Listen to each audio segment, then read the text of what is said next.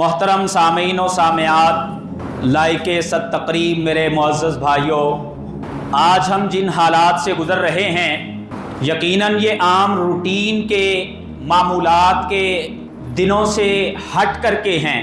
ہمارے پڑوس میں ہمارا ایک ہمسایہ ملک، اس کے ساتھ ہم ماضی میں بھی کئی جنگیں لڑ چکے ہیں اور آج بھی اس کی باتیں ہو رہی ہیں۔ یقیناً دین اسلام ایک امن کا دین ہے، یہ سلامتی کو، امن کو پسند کرتا ہے۔ اسی لیے رسول اللہ صلی اللہ علیہ وسلم نے فرمایا لا تتمنوا لقاء العدو، کہ تم دشمن سے ملنے کی ملاقات نہ کیا کرو۔ وَإِذَا لَقِيتُمْ فَاثْبُتُوا، اور اگر تمہارے اوپر جنگ مسلط ہو جائے تو پھر اسلام اپنے ماننے والوں کو یہ امن، یہ سلامتی کا جو درس ہے ان کی راہ میں بزدلی کا راہ نہیں دکھانے والا ہوتا۔ اسلام پھر ہمیں جرت، بہادری اور دلیری کا درس دیتا ہے۔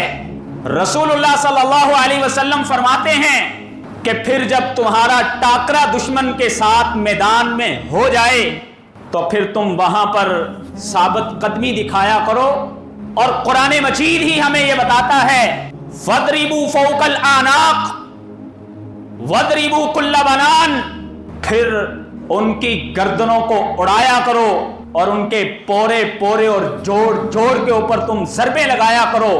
لیکن اسلام نے ان سارے حالات میں یہ سب کچھ ہمیں کرنے کی اس وقت تلقین کی ہے کہ جب تمہیں کوئی امن سے رہنے نہ دے رہا ہو۔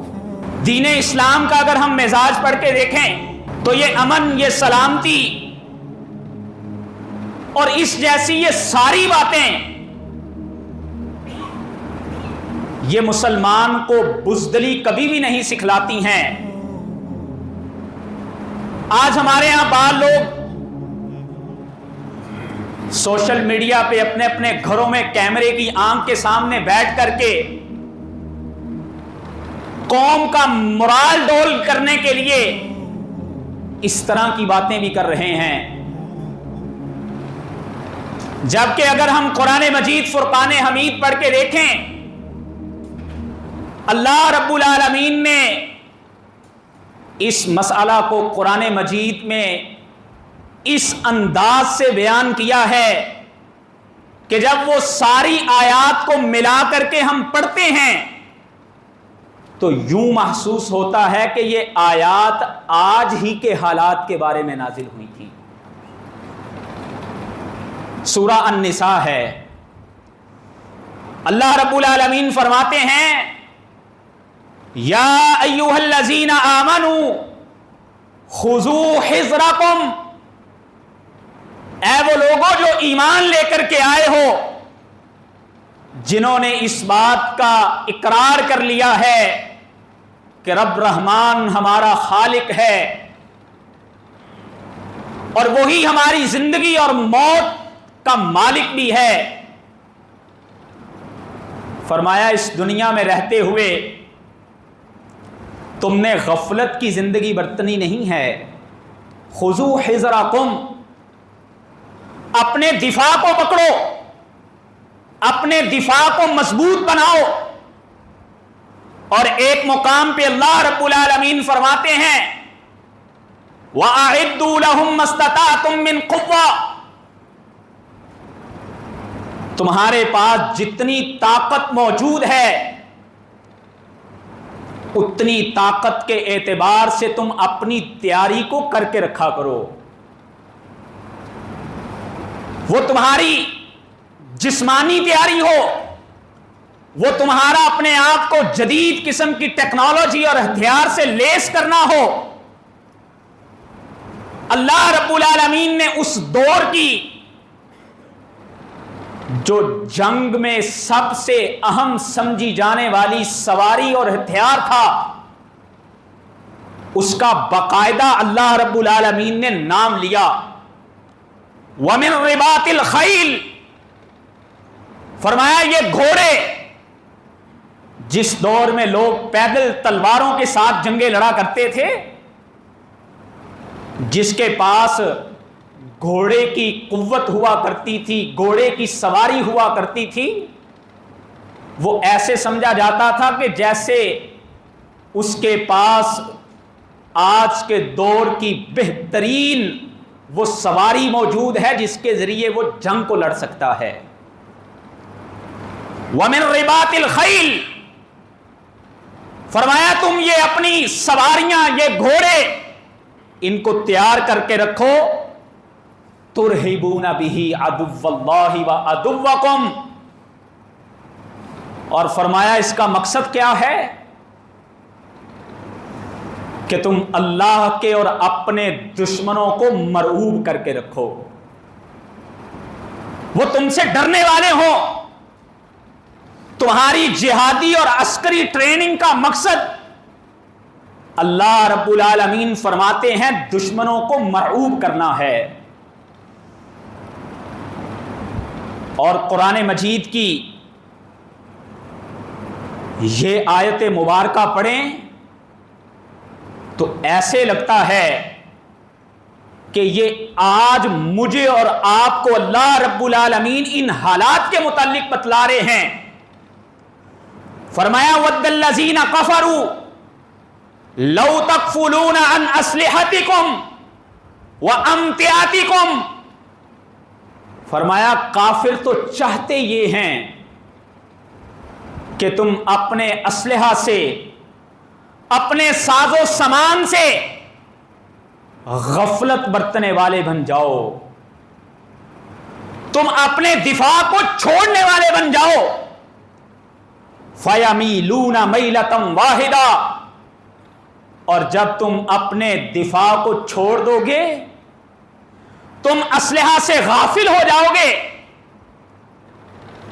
تو وہ تم پہ یک بارگی حملہ کر کے تمہیں ختم کرنے کی بھی خواہش رکھتے ہیں۔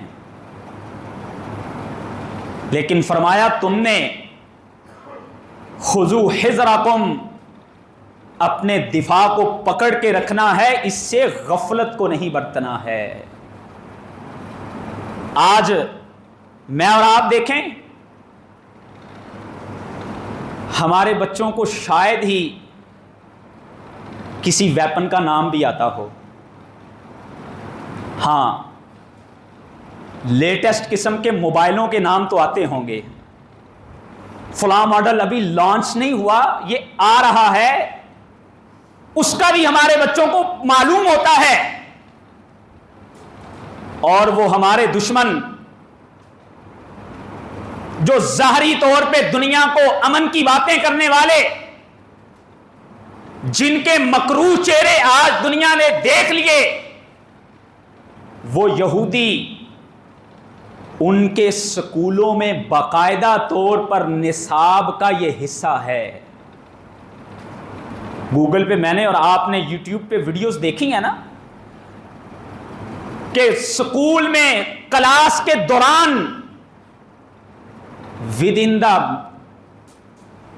منٹس ویپن کو کھولنا بند کرنا، اس کی ٹریننگیں ان کو دی جاتی ہیں۔ اور ہمارے بچوں کو انہوں نے کس پہ لگا دیا؟ سکرین کے نشہ پر۔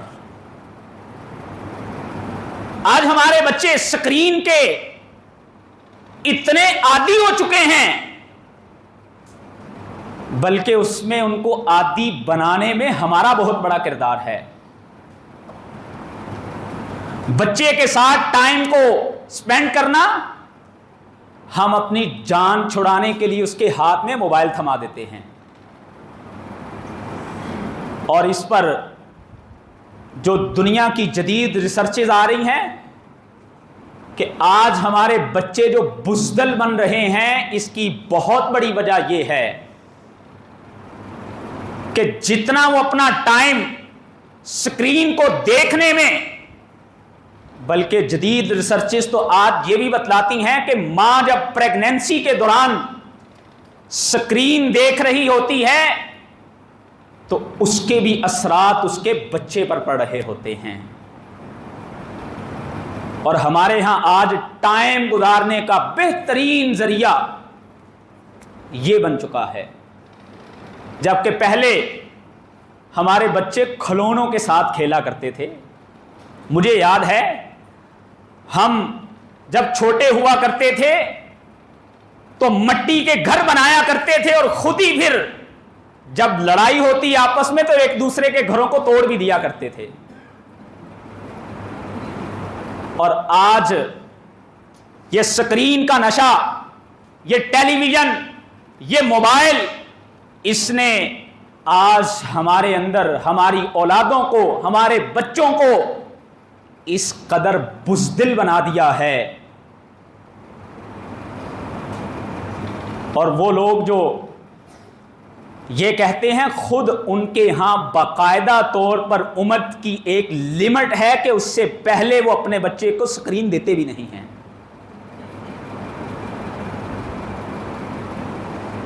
اسلام کی، مسلمانوں کی خوشیاں اور ان کا اپنے خوشی کے معاملات کو گزارنا کیسا ہوا کرتا تھا، میری اور آپ کی ماں حضرت عائشہ رضی اللہ تعالی عنہا بیان کرتی ہیں. صحیح بخاری میں امام بخاری رحمت اللہ علیہ لے کے آئے ہیں، حضرت عائشہ رضی اللہ تعالی عنہا کہتی ہیں کہ عید کا دن تھا، نبی اکرم صلی اللہ علیہ وسلم کے صحابہ مسجد نبوی کے اندر موجود تھے اور وہ عید کے دن کو، اپنے خوشی کے دن کو کیسے گزار رہے تھے؟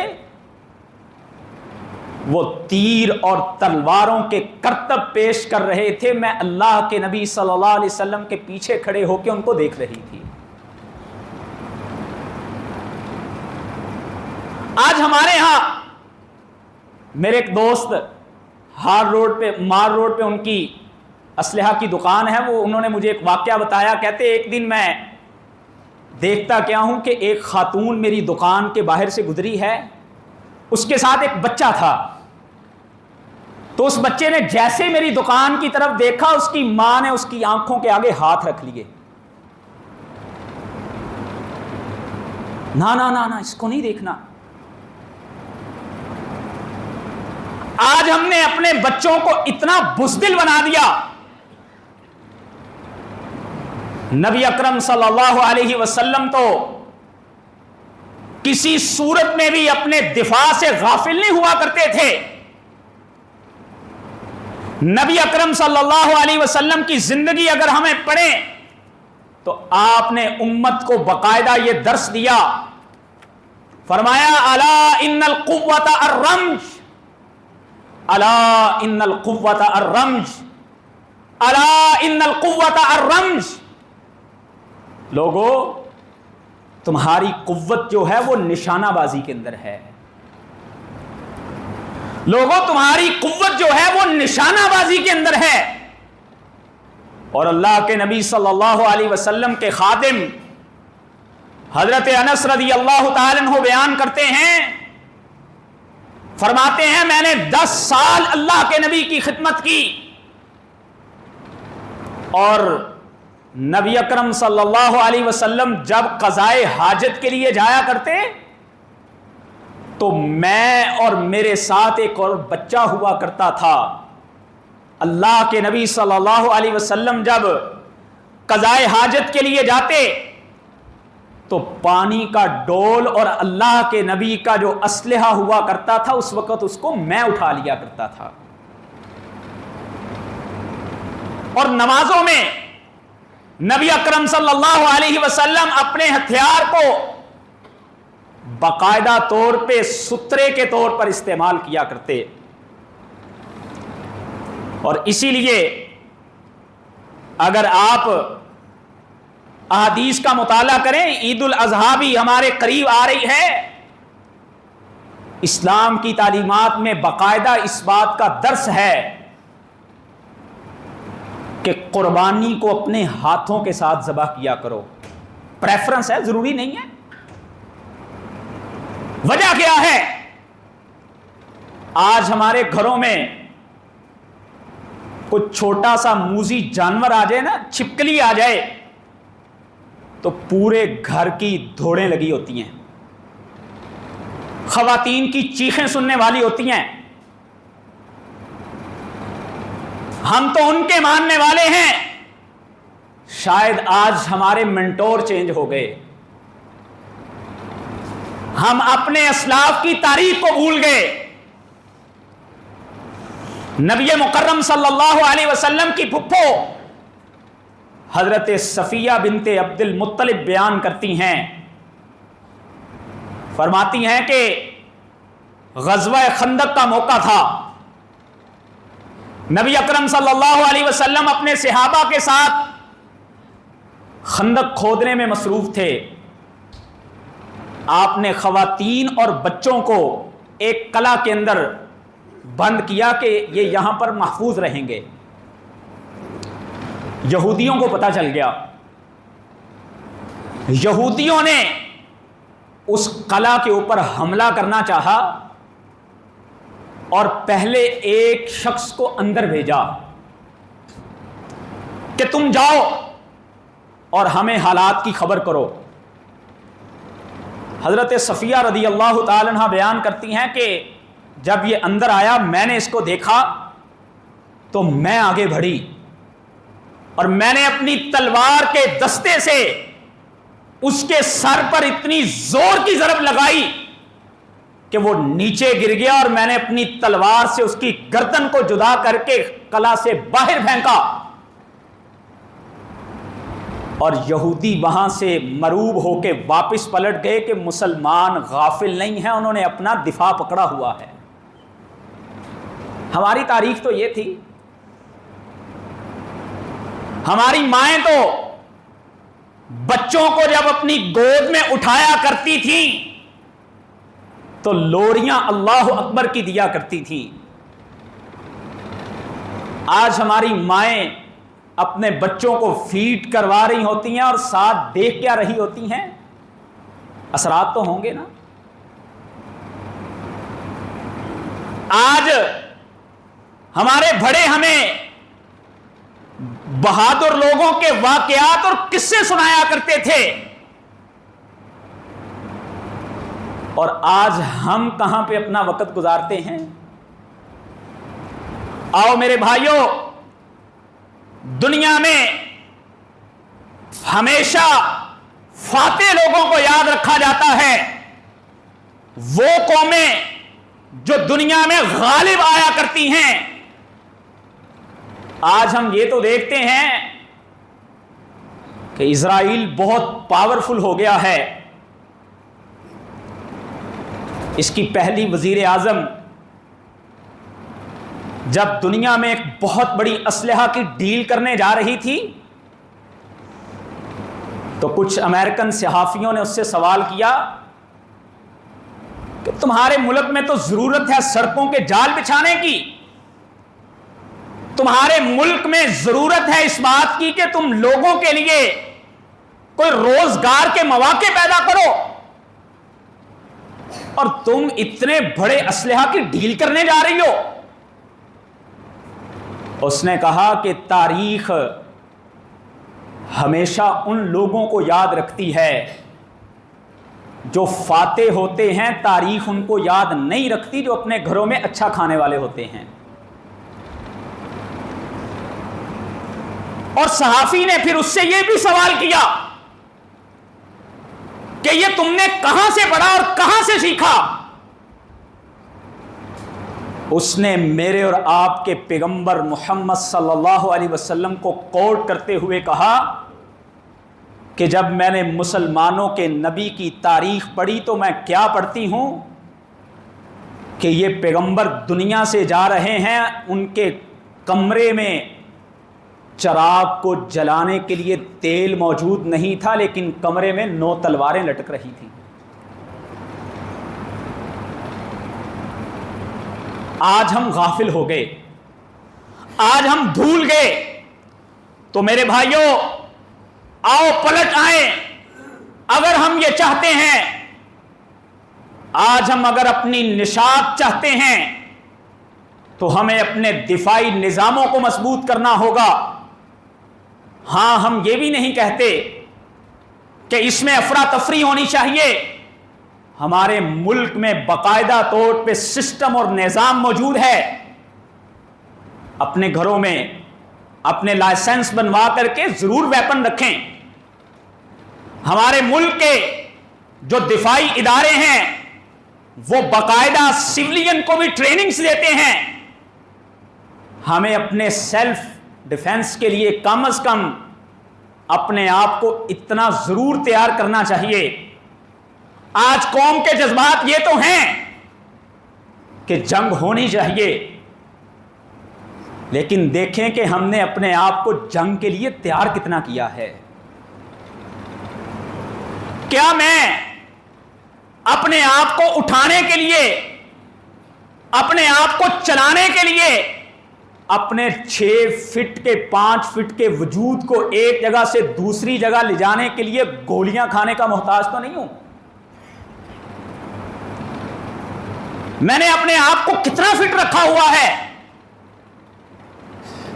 تو آؤ میرے بھائیوں، وہ ہمارے اسلاف جب خندق کھود رہے تھے وہ ایمانوں کے بھی اتنے مضبوط تھے اور جسموں کے بھی اتنے مضبوط تھے کہ انہیں پیٹوں پر اگر پتھر بھی باندھنے پڑے تو ان کے حوصلے پھر بھی نہیں ٹوٹے تھے. آؤ آج اگر ہم یہ چاہتے ہیں کہ اللہ اکبر، یہ جو ہم ہر نماز سے پہلے اذان میں کئی مرتبہ یہ کلمہ سنتے ہیں، اس کے صحیح معنی اور مفاہیم کو اگر ہم عملی جامہ پہنانا چاہتے ہیں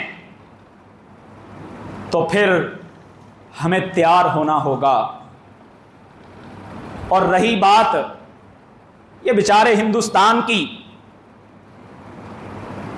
تو اس کے لیے زیادہ فکر مند ہونے کی ضرورت نہیں ہے. اسرائیل، امریکہ، اسرائیل مل کر کے اس خطے میں اپنی چھنتی ہوئی صلاحیت کو برقرار رکھنے کے لیے یہ سارا کچھ کرنے کی کوشش کریں گے. دنیا کے عالمی سطح پہ بدلتے ہوئے منظرنامہ میں یہ سب کچھ ہونے کی کوششیں ہوں گی، لیکن وہ ہماری تاریخ کو بڑے اچھے سے جانتے ہیں. میں نے تو ضیاء الحق کا دور نہیں دیکھا، لوگوں سے یہ واقعات سنے ہیں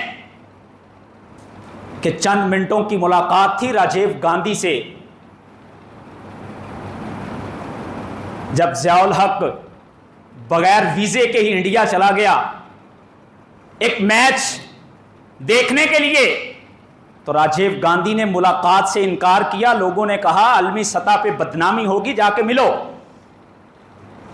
تو جب وہ ملنے کے لیے آیا تو ضیاء الحق نے اس کے ہاتھ کو پکڑ کر کے زور سے ہلاتے ہوئے، کیونکہ باڈی لینگویج بھی ایک ہوتی ہے نا، اس کے ذریعے اس کو بتلایا کہ یہ یاد رکھنا، اگر تم نے اپنا ایٹمی ہتھیار چلایا ہم بھی چلائیں گے. مسلمان پاکستان سے مٹ بھی گئے تو اس بات کو یاد رکھنا، دنیا میں اور بڑے ملک ہیں جہاں مسلمان بستے ہیں، لیکن اگر ہندوستان ختم ہو گیا تو یہ گاؤ ماتا کی پوجا کرنے والے دنیا سے ہمیشہ کے لیے ختم ہو جائیں گے. اور ان کے لیے تو ہمارے ایک بزرگ ہی کافی ہیں. وہ ہمارے بزرگ جو آج سے 15-20 سال پہلے، 10 سال پہلے جس بیانیے پر قوم کو کھڑا کر رہے تھے، آج ہمارے ایوانوں میں بھی وہ باتیں ہو رہی ہیں.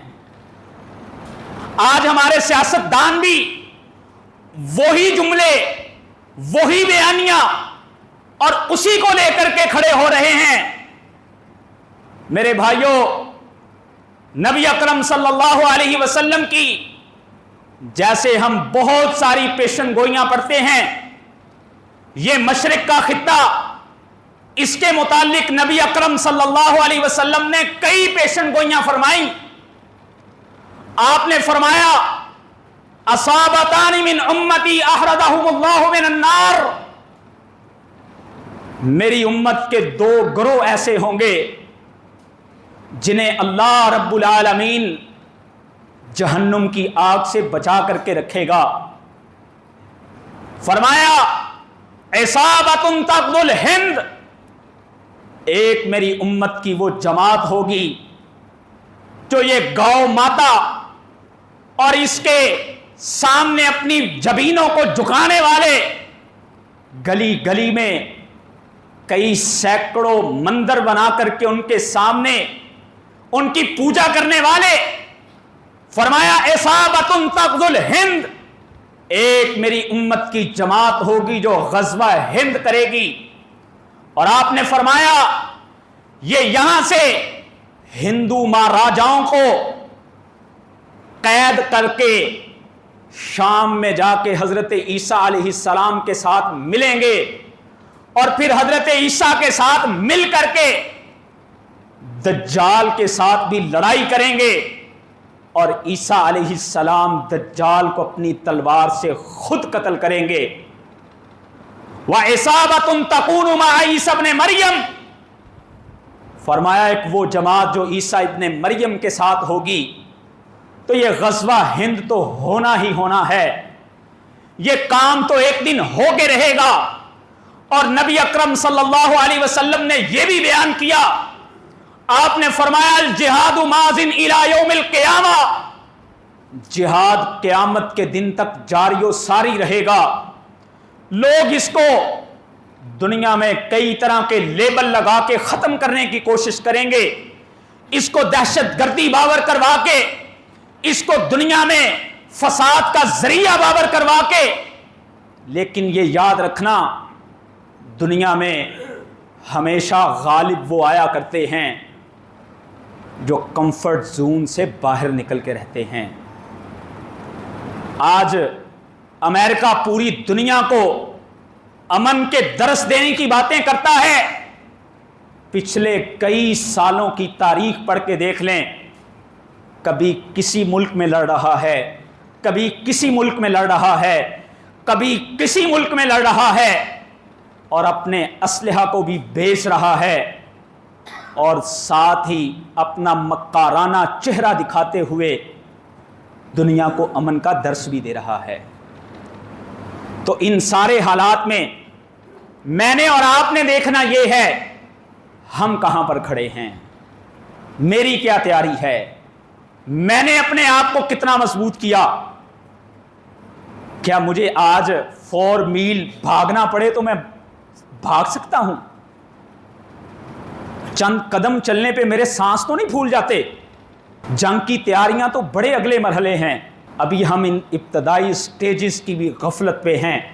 اللہ مجھے اور آپ کو اس غفلت سے نکال کر کے جو ایک مومن کا ہوشیار والا اور ایک مومن کا جو قوت اور طاقت والا انداز ہوتا ہے، نبی اکرم صلی اللہ علیہ وسلم نے فرمایا مومن سارے ہی بہتر ہوتے ہیں، لیکن جو طاقتور مومن ہوتا ہے یہ اللہ کو پسند ہوتا ہے۔ اللہ مجھے آپ کو وہ والا مومن بننے کی توفیق عطا فرمائے۔ وآخر دعوانا الحمدللہ رب العالمین۔